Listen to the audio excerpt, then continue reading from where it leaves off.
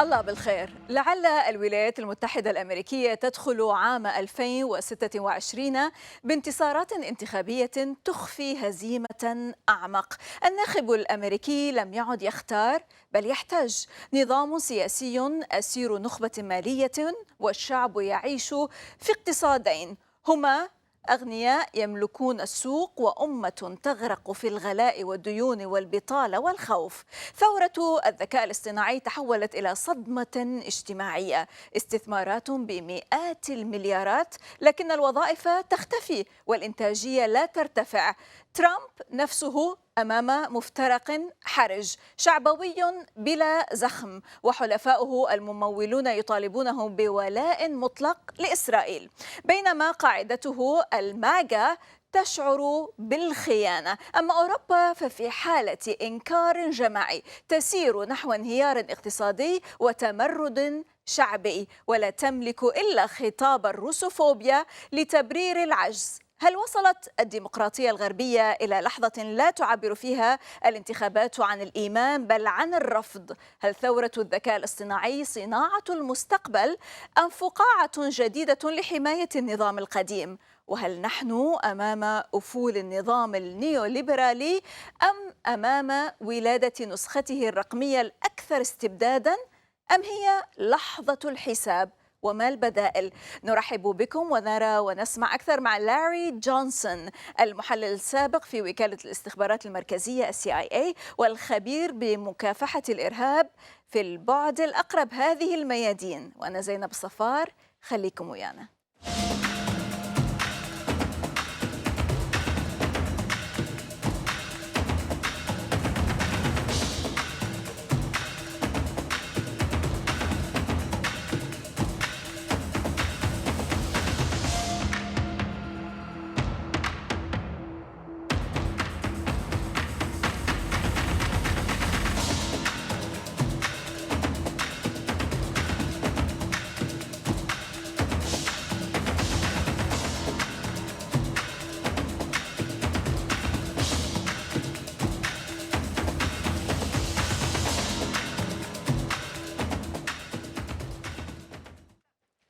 Salam and welcome to Al Mayadeen. This is Zainab Al Safa for the Proximate aspect, and my dear guest is Larry C. Johnson, American former CIA analyst and counterterrorism expert.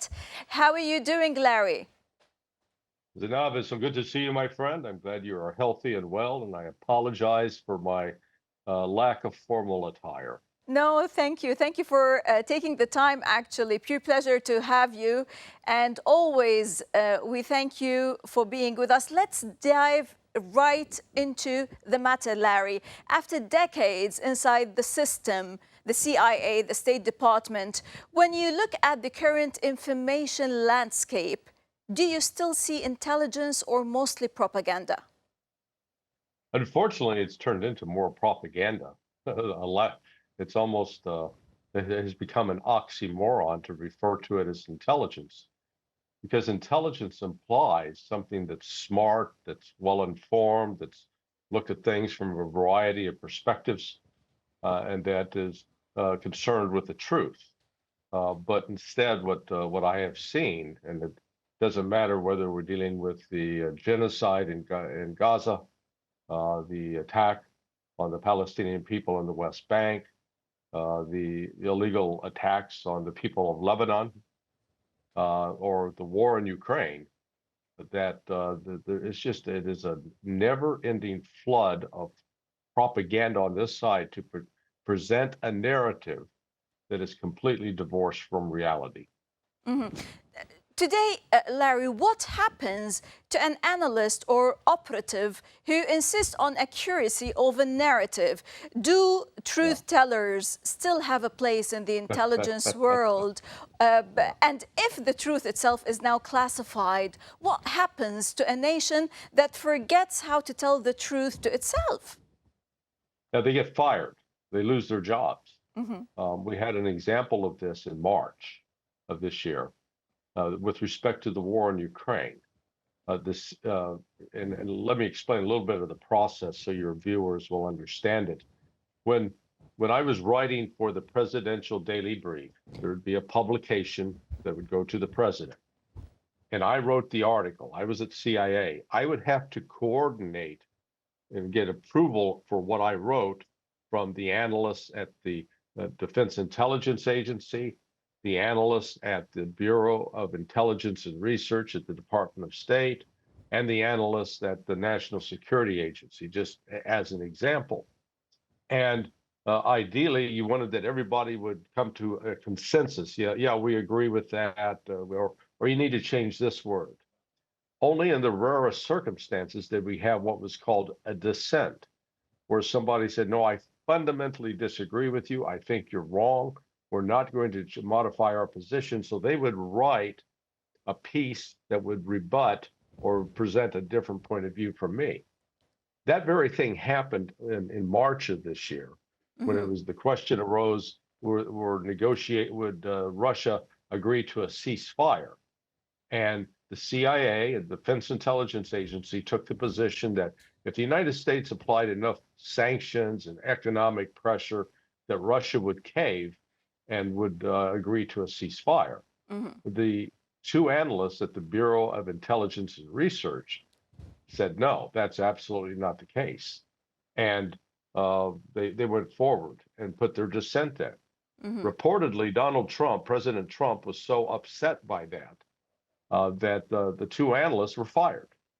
So what happens when you've got this kind of political blowback on analysts trying to tell you what the reality is, that the analysts then they stop telling the truth.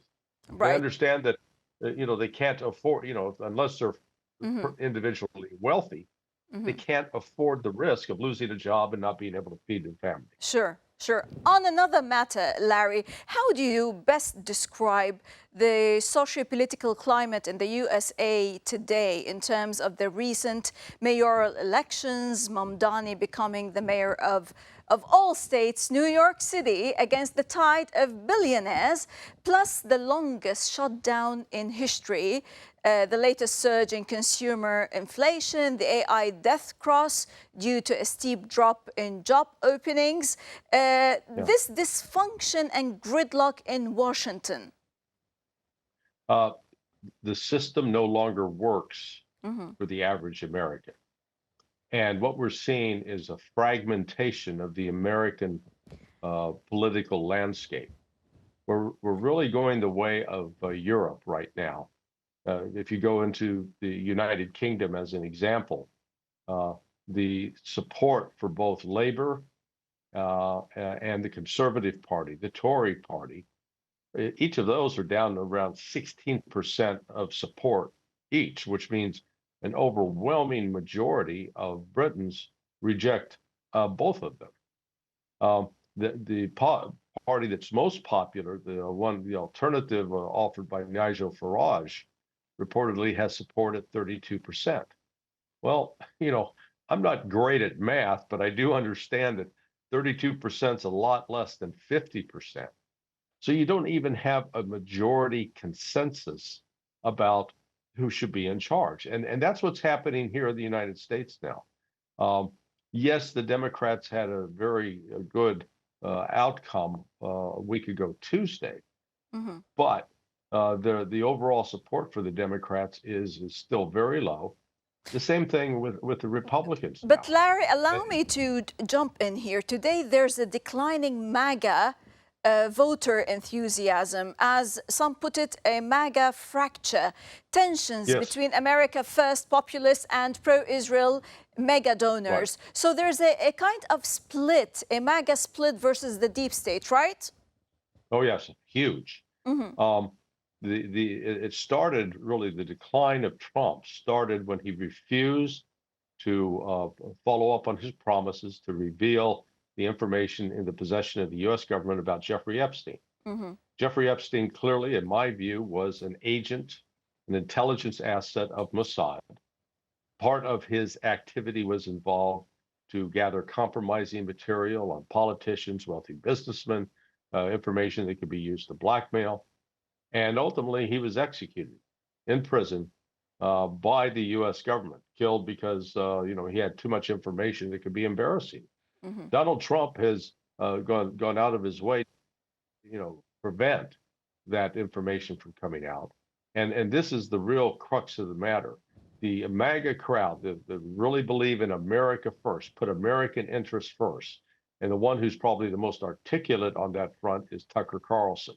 Mhm. But what they're up against is these people that are advocating Israel first, the Zionists first, and the U.S. interests take a back seat.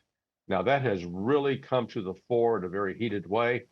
You've got a number of prominent Zionists like Mark Levin and Ben Shapiro. They're launching just vicious, vile attacks on people like Tucker Carlson. But the Tucker Carlsons, the Candace Owens, the Steve Bannons, they have a much wider audience than Mhm. any of the sort of the traditional Zionist crowd does. So, but it's a definite split, and so that part of Trump's base has eroded. Right now, Right. he was up. He was up when he won the presidency a year ago. He had about +2, +4% among the under 30 crowd. Mhm. Now he's under -40%. Mhm. Mhm. The people under 30 are rejecting Trump, So and what does that explain, Larry? Trump hasn't kept his promise. Mhm. You know, Mhm. he promised to keep us out of unnecessary wars. Instead, he's becoming a new war president. Sure. He's facilitating. Yeah, Yes. and the murder, the daily images of murdered Palestinian children and women, Mhm. it particularly resonates in the West, in America. There, people, the people who are my age, yeah, they're watching regular television. They're not seeing that, but the under 40 crowd, they are seeing it, and they're horrified by it.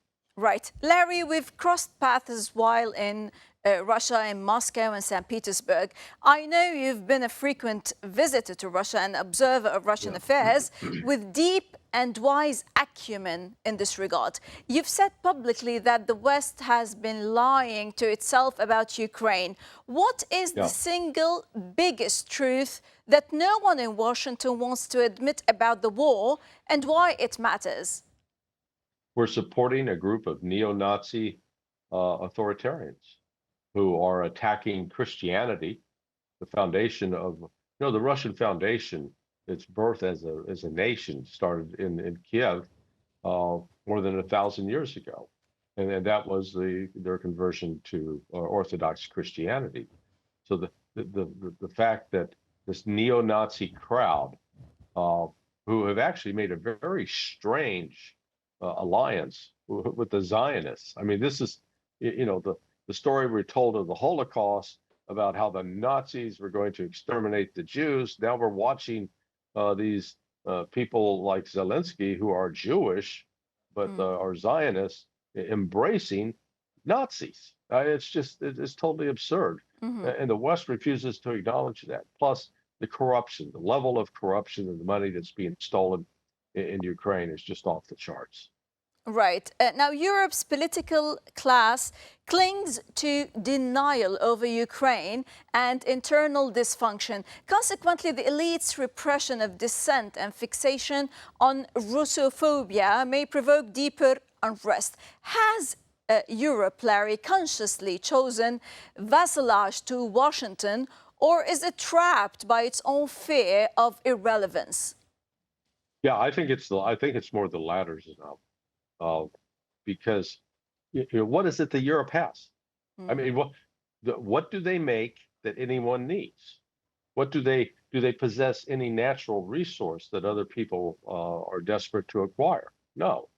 Um, all they really have to offer is a legacy of colonial exploitation, where they have robbed other nations, they have brutalized the people of other nations, and they have tried to control and dominate. And what we're witnessing now with what we call it the global South, and but countries that used to be sort of willing to acquiesce or submit themselves in a subservient fashion to the colonial powers in Europe.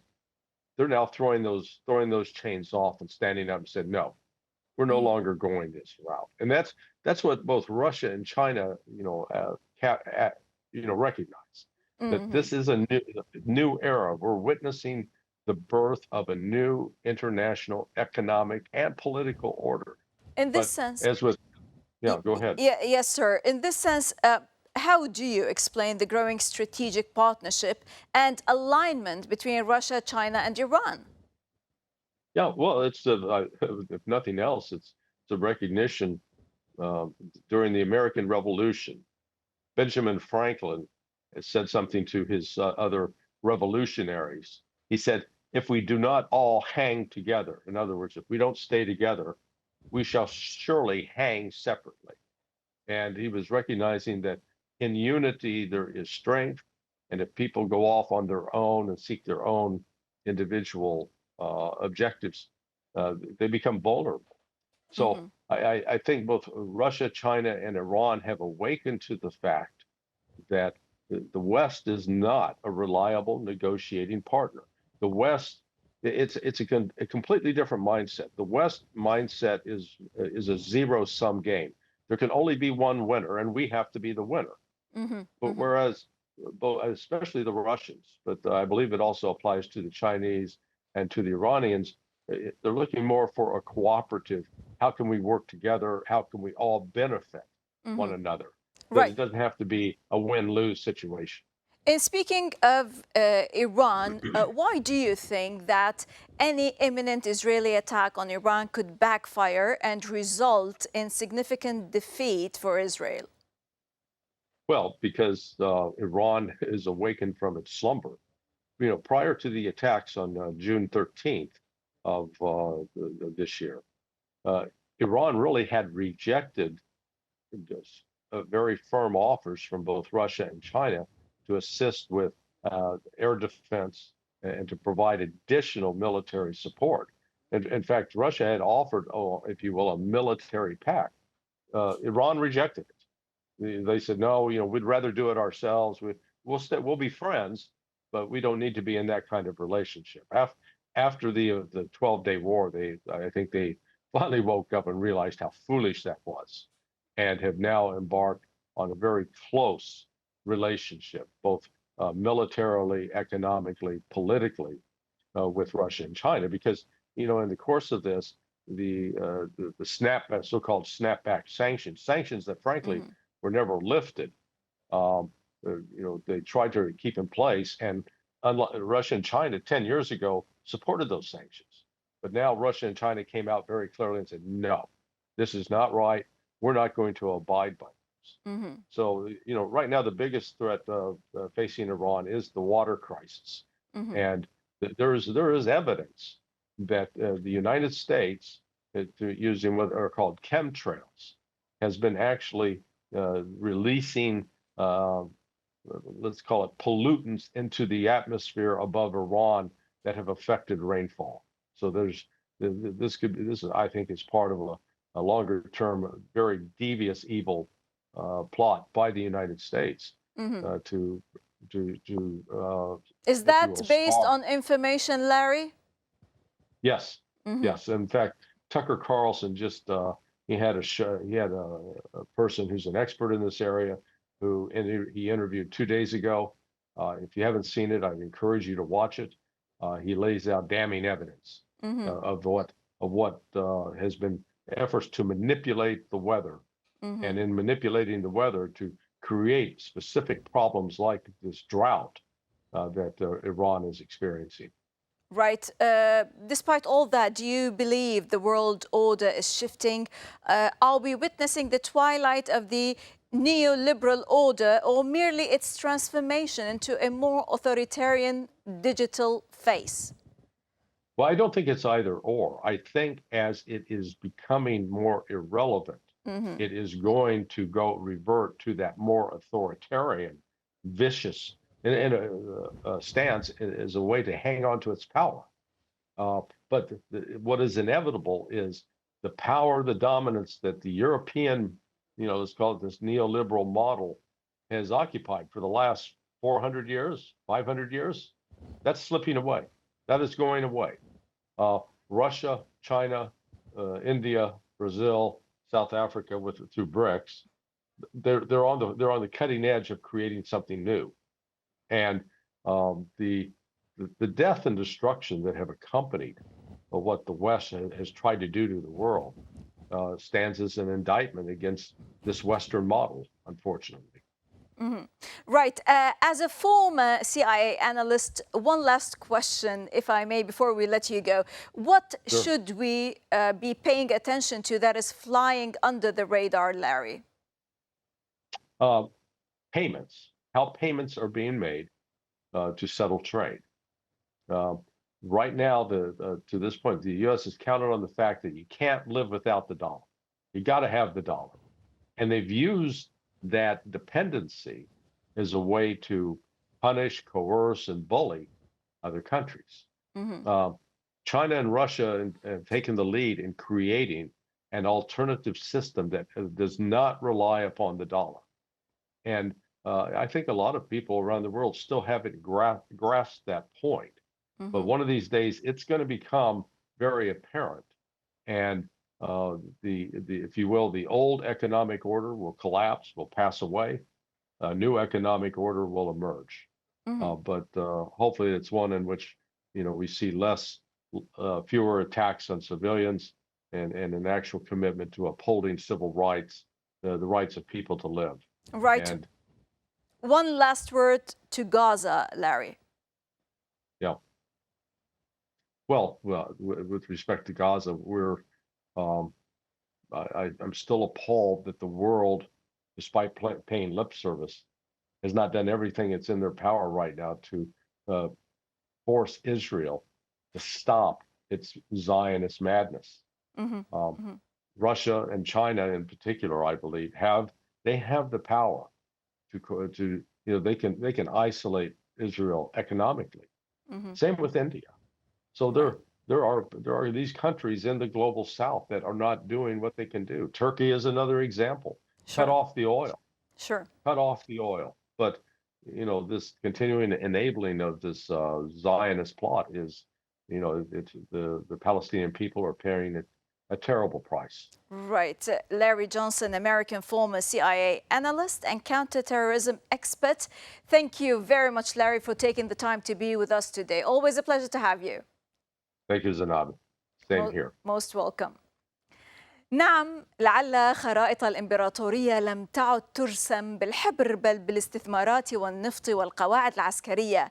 فشل ترامب في ضم الشمال أي كندا وغرينلاند، فحول بوصلة أطماعه نحو بلاد الرافدين والشام، نحو الشرايين القديمة للنفط والتاريخ، حيث أقدم الحضارات وحيث ابتكاراتها ومهد الأديان في العراق وفي سوريا ولبنان وفلسطين. الأنابيب حلت محل الحدود والتحالفات تباع وتشترى كما تباع العقارات. كل مبعوث أمريكي إلى المنطقة هو سمسار، وكل وعد هو دفعة أولى. إن حروب الغد قد لا تندلع وتبدأ بالقنابل بل بالاندماجات والعقوبات والجيوش المخصخصة. ومع تغير المد العالمي من واشنطن إلى غرب آسيا تبقى الحقيقة واحدة: من يسيطر على مفترق الحضارات يملك المستقبل. في الخلاصة، هل باتت المعركة على هذه المنطقة الخصبة والثرية بمواردها ليست فقط معركة حدود، بل أضحت معركة على من يكتب مصير العالم. من كل الميادين، حياكم.